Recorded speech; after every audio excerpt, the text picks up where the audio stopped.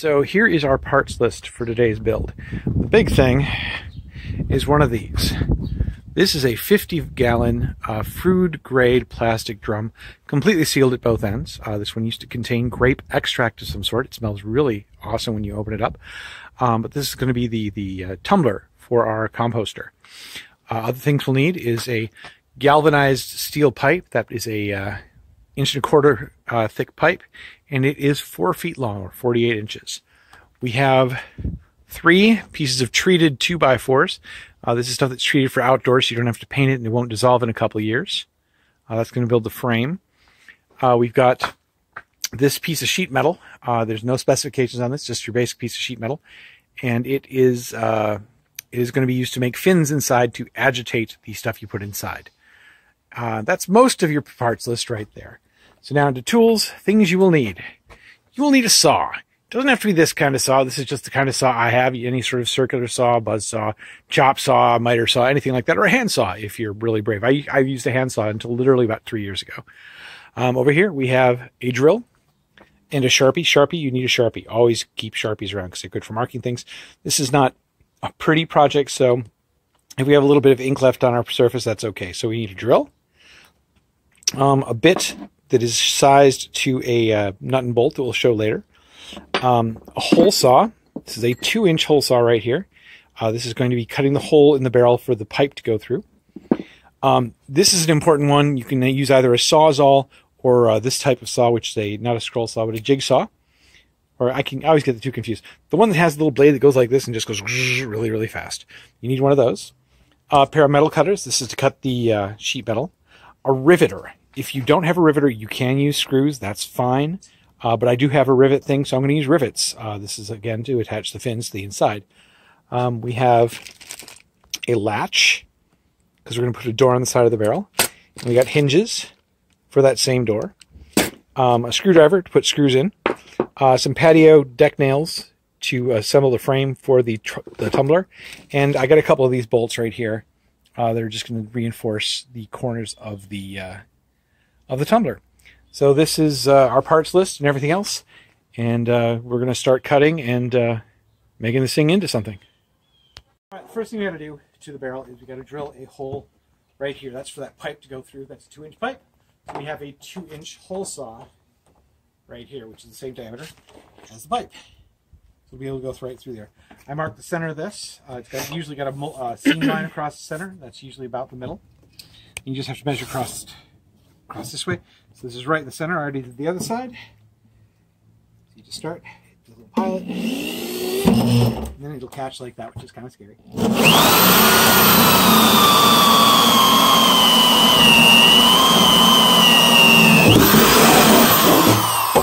I have a nice big hole, and oh, it smells like fermented grapes. Yay! It's a giant plastic wine barrel.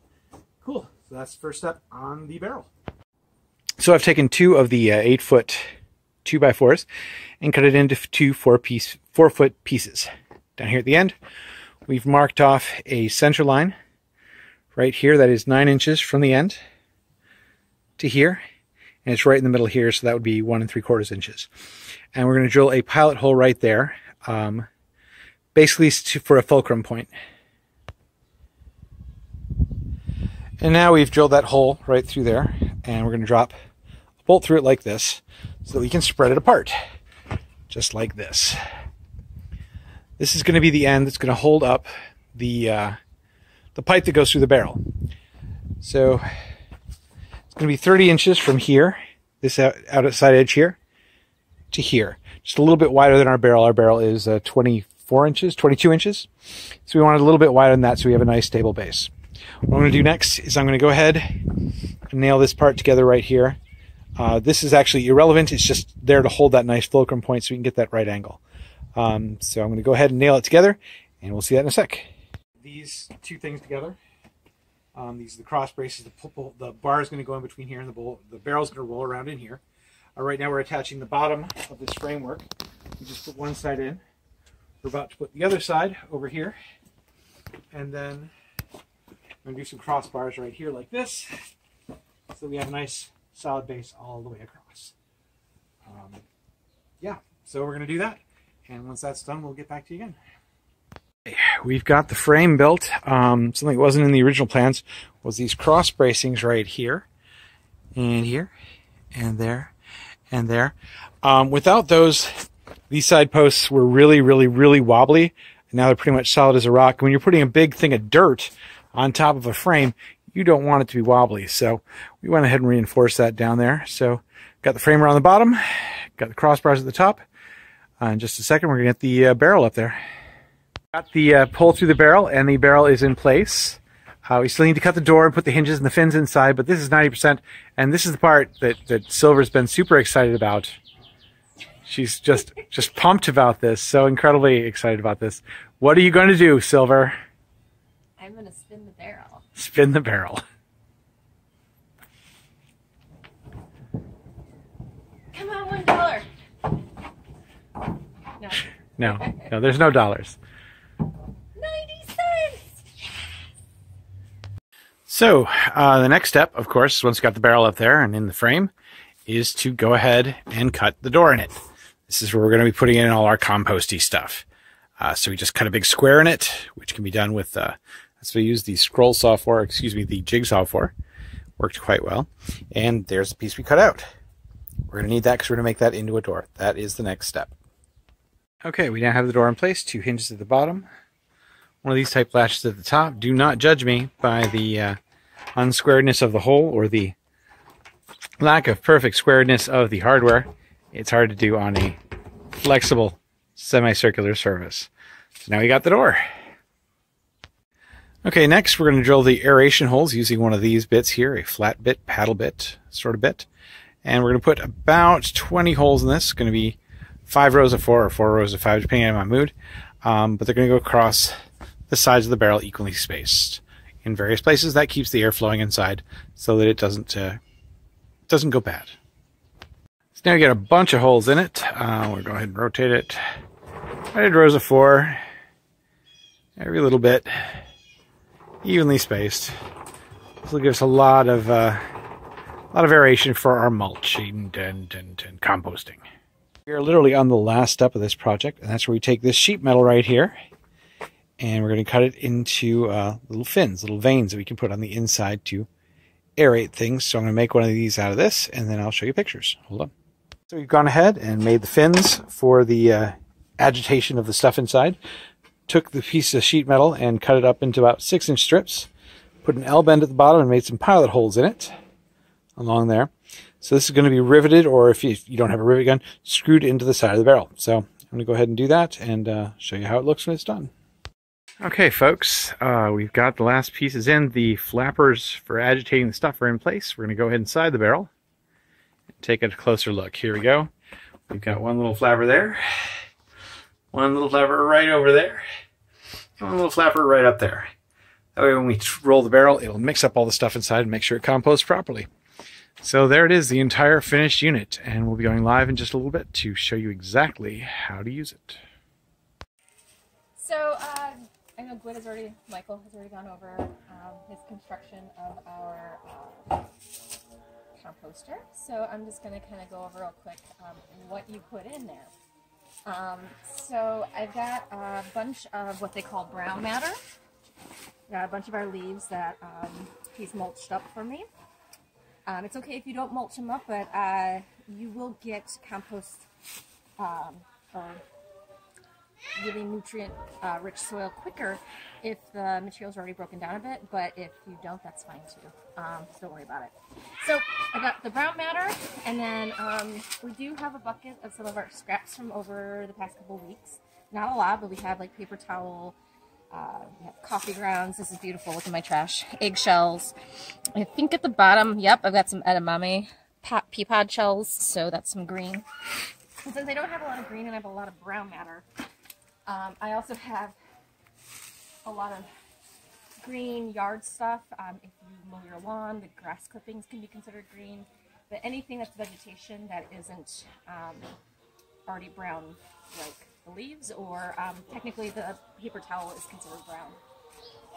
So you want a mixture of both. That's because the green will give you the nitrogen and the brown will give you carbon, and supposedly you put those together mix it all around, air does its thing, and then you get really good soil. That's what the internet told me, so.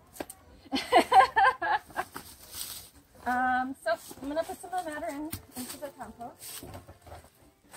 I don't want to go too heavy because I don't have a lot of green right now, so I'm going to try and do a good mixture of a 50-50.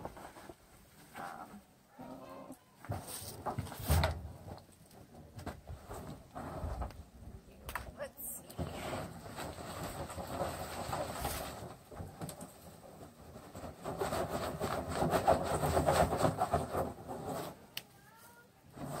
I'll just do the whole batch. I got some more gardening I gotta do this week, so I'll have some more green to add to it later anyway. And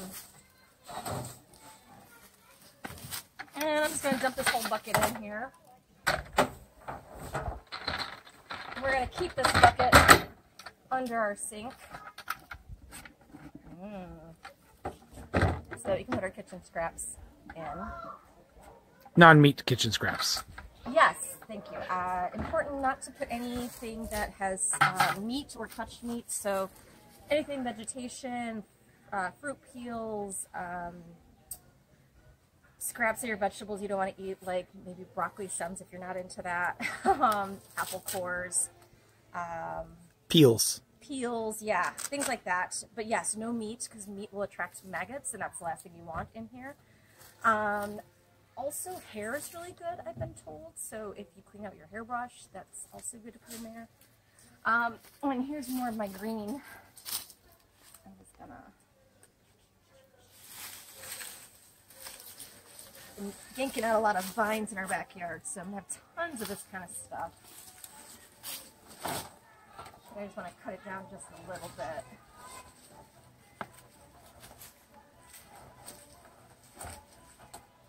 Yeah, I'm just going to put it in.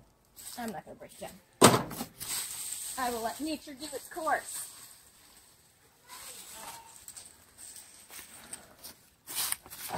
So later in the season, when actually we have green grass that needs to be mowed or cut, if you have a lawnmower that catches the clippings, you can take that and dump it in here. Of course, we're not going to put all of it in there because that'd be a lot. Yeah, that would be a lot. But from what I've read on the internet, because I'm new to doing this, that you know, you turn it every so often. That's why you have a hole so let the air get in. And as Michael has shown you, he's got these paddles inside that'll help kind of mix it. And I think in a few weeks, maybe a month, we should have some good soil we can use for gardening. We decided we're going to do some vegetable gardens probably, but it'll be really good usable soil. You can continue to add to your compost as it breaks down, and then I guess what people do is they just use what's usable and then continue to add. I know some people will do a 2-barrel system, but this is what we're going to do. And I liked this because it's easy to rotate. I've seen tutorials that have a trash can where you steal the trash can and then you have to roll it every couple of days, but this I can literally just spin it. It's pretty easy, which I like because I'm small. So yep, every couple of days we'll probably just give it a little turn, just make sure it's mixing really well, and that's it. You just let it do its thing. I did also read that you want the moisture level to be like a wet sponge. So if it's too dry, they say add a little water. If it's too wet, stop adding water. But yeah, this is going to be kind of a new thing that we'll just have to play by ear, but I don't think it's a really hard thing, so I think we'll be okay. Is there anything you want to add? That's pretty much it. Thanks for coming out to Urban Survival with Gwyd and Sylver Homestead Edition. Homestead Edition, yeah.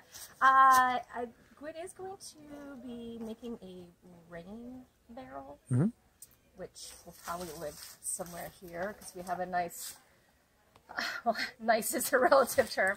We have a gutter that doesn't have an end cap, which means it'll collect water and drop it right here. So he's going to use that for his advantage. So we have another big barrel like this that we're going to turn into a rainwater. That one had soy sauce in it, so it's going to smell wonderful when I crack it open. Yes, we're going to clean it. This one had grape stuff. It was all filled with sugar. crystallized. That's great. It'll just ferment and break down quicker, I think. So yeah.